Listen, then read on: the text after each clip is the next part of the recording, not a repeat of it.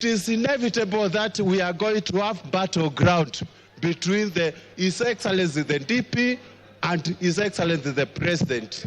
And when the bulls fight, Mr. Speaker, grass suffers, Mr. Speaker. And it's that's why I'm saying that if we continue keeping one of them in the office, Mr. Speaker, Kenyans are going to suffer most, Mr. Speaker. And based on my wisdom, for prosperity and also for development, for what we call prosperity and patriotism, and for us to live in an amicable manner and peaceful manner, Mr. Speaker, we have to separate the two bulls, Mr. Speaker. And the motion today, it is for Rigathi to go, not for William Samoei Ruto. With those few remarks, Mr. Speaker, I support. Omboko Milemba. Honorable Speaker, there's a question which makes me stand to speak on. And I want Kenyans and possibly the members who can listen to me to realize that one issue that has not been answered consistently is the question of chairs. Yesterday I listened to the Deputy President and today also. Whenever he's asked about chairs, Honorable Members, Speaker... can we reduce our levels of conversation? Thank you, Honorable Speaker. Whenever he's asked about the issue of chairs, he picks ANC party agreement and Ford Kenya party agreement. And instead of answering that question, he hides in it. Finally, Honorable Speaker, I'm now holding the reply by Honorable Gachagua, and on page 333, the agreement is annexed. And I want to demonstrate to this parliament that what you have been told was wrong. Because that agreement does not talk about just power sharing for a region. He has avoided intentionally to read the entire paragraph, which says that the sharing of the political parties will also depending further on the need to achieve an inclusive government that reflects the face of Kenya, including the need to accommodate the representation of any future member party and all regions of Kenya. He avoided to read that and therefore gives an impression that there was a power sharing agreement which only confined ANC party to Western only, when ANC party is a national party. Look at this, Honorable Speaker. The only member of the ANC party we nominated was Honorable Dana Hamisi, who comes from Kwale and not Western. So this is an issue which has not been tackled. Two, he is unable to deal with Senior Counsel Otienda Molo's assertion in the morning that how would you elevate the agreements of a political party beyond the Constitution of Kenya. It's very important that as you make your decision, you get that this was a false lie.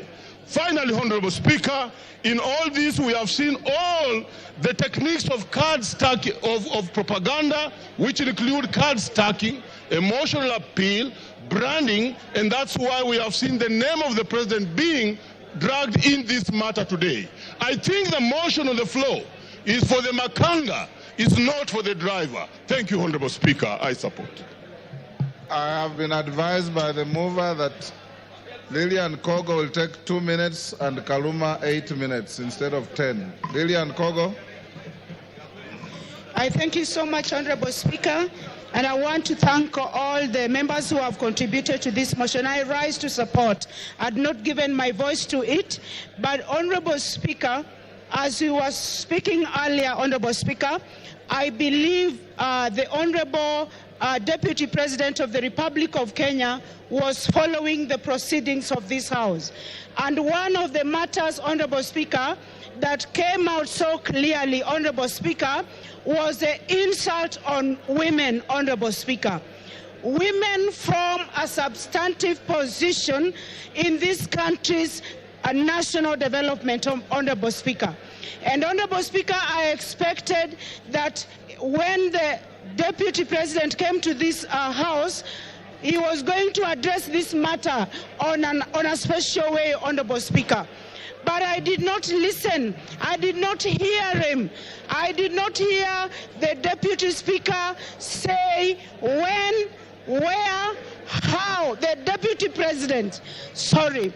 I did not hear the Deputy President, one Honorable Rigathi Gachagua, answer to the question of saying that one noble member of this House, the Honorable Jematia, is a Malaya, Honorable Speaker. It concerns me, and I wanted the Honorable Rigathi Gachagua to tell this House where, how, when, who witnessed him sleep with one Jematia and how he felt.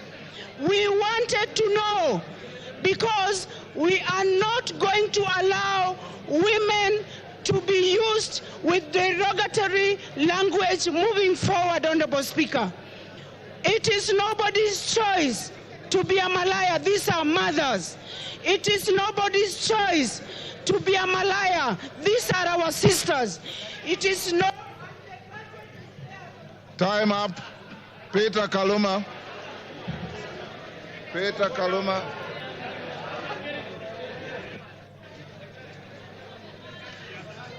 Peter Kaluma.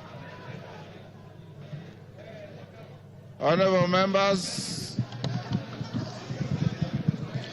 I thank you.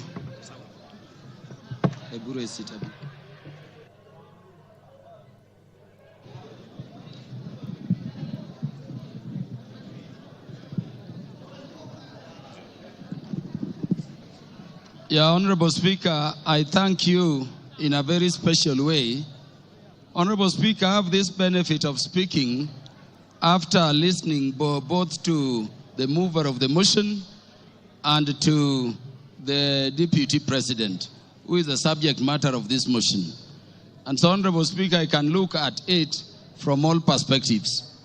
Honorable Speaker, allow me to start by saying that I listened to the Deputy President, as I did to Honorable Mutuse, with the mind of a lawyer, looking at how the grounds have been addressed, their particulars, and how they have been addressed by the two respective parties. And Honorable Speaker, let me begin by saying that I don't know what happened, but we had Honorable Mutuse presented before this assembly a motion seeking to impeach the Deputy President on up to 11 grounds. And Honorable Speaker, I don't know whether it is by act of omission or commission, or it is just the nature of some people. The Deputy President focused on those matters concerning property, money, integrity, procurement, forgetting the most fundamental issues. And I want to say that even when he addressed those money issues, there are very patent gaps going to constitutional violations which are stated in the motion to be gross. I expected the Deputy President, for instance, to use the opportunity you accorded him, Honorable Speaker, to explain that SMS which came from his son Ikunu Gachagua on the bid bond issue involving that company. No mention of that at all. Honorable Speaker, before I go to the matters I want to address in substance, let me thank you, the Honorable Speaker of the National Assembly, for ensuring that the process this House is going through has been very fair. And in doing so, Honorable Speaker, for according and upholding and protecting the provisions of Article 47 of the Constitution. I hear people still saying that the courts will intervene. But I'm thanking you for this, Honorable Speaker, because the only time the courts intervene is if we have not secured a party procedural fairness. This motion was advertised across the country for the participation of Kenyans. And Honorable Speaker, allow me to reiterate this short data in 1 minute. 146,429 Kenyans said that the deputy president should be impeached.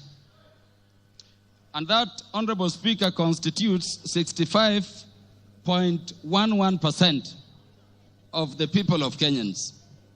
76,026 of Kenyans said the deputy president should not be impeached, coming to 33.8% of those Kenyans. Honorable Speaker, 2,452 Kenyans said Kufa Makanga, Kufa Dereva, and those other things. And there are the others. And Honorable Speaker, in terms of our constituency, which is Homa Bay Town constituency, 1,080 Kenyans whom I represent said the deputy president should be impeached. And Honorable Speaker, that constitutes 89.81% of the population of the people of Homa Bay who are duly notified. 54 Kenyans in Homa Bay Town constituency, constituting 5%, said the deputy president should not be impeached. And then 56, which is another percentage there, said other things, including Kufa driver, Kufa Makanga. Honorable Speaker, let me clarify this other issue also. That the courts have persistently and consistently said that public participation must be meaningful.